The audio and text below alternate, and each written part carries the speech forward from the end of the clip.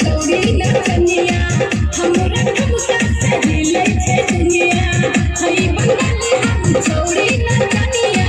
हमरा ठुमका सही ले छे दुनिया लहंगा से देखो हम झापी हम झापी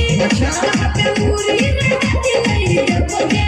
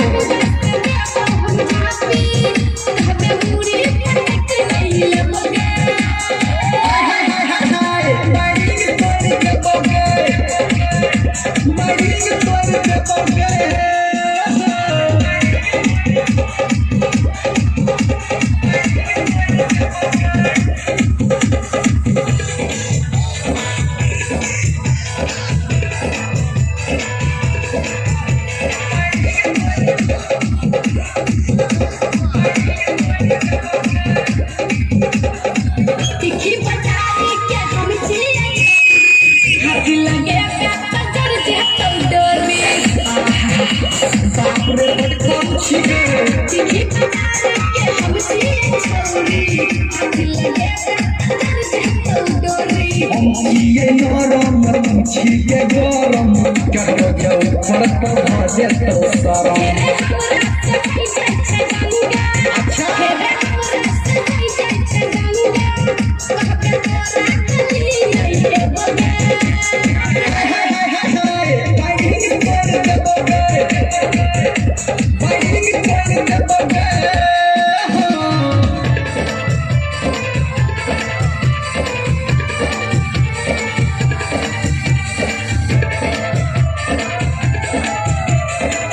अच्छा